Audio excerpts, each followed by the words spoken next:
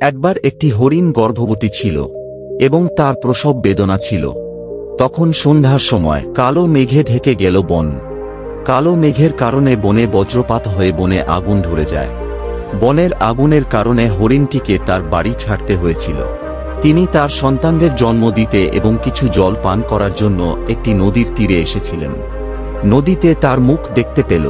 তার মুখে উদ্বেগ দৃশ্যমান ছিল, কারণ তার বাড়িতে আগুন লেগেছে এবং তাকে তার সন্তানের জন্ম দিতে হয়েছে। সে যখন জল খেতে যাচ্ছিল তখন সে তার বাম পাশের ঝোপের মধ্যে কিছু নড়াচড়ার শব্দ শুনতে পেল। সে তির্যক চোখে তার বাম দিকে তাকাল। সে দেখতে পেল যে ঝোপের আড়ালে একজন শিকারী তার দিকে তীর নিশানা করছে। হরিণটি ইতিমধ্যেই খুব নার্ভাস ছিল এবং শিকারীকে দেখে এখন আরও ভয় পেয়ে গেল। হরিণ মনে মনে ভাবল সেখান থেকে পালিয়ে যাবে।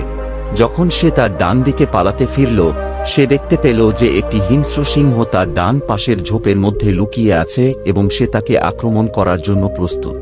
হরিণ চারিদিকে তাকাল।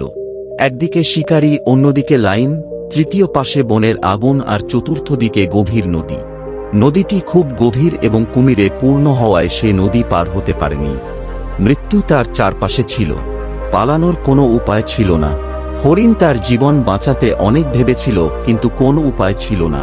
তখন হরিণ মনে মনে ভাবল তার মৃত্যু নিশ্চিত। তাহলে ভয় কেন? মর্যাদা নিয়ে মরবে না কেন? হরিণ শান্ত হল। তিনি নির্ভয়ে পানি পান করতে লাগলেন এবং ভালোর আশা করতে লাগলেন। তাকে পানি পান করতে দেখে শিকারী তার তীরটি টেনে নিল এবং সে যখন তার তীরটি ছেড়ে দিতে যাচ্ছিল তখন আকাশে প্রবল বিদ্যুতের শব্দ হল।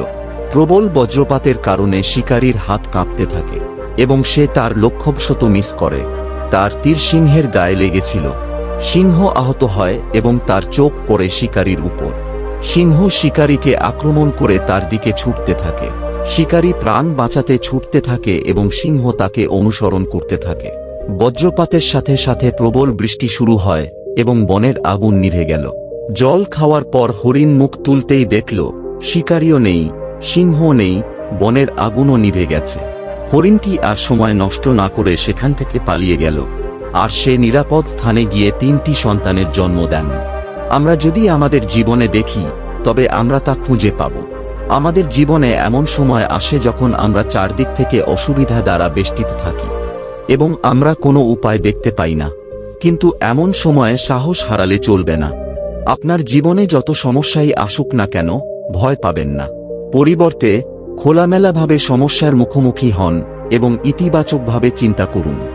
কারণ একবার আপনি সাহসের সাথে সমস্যার মুখোমুখি হন এবং ইতিবাচকভাবে চিন্তা করেন, তবে আপনার আশা থাকে।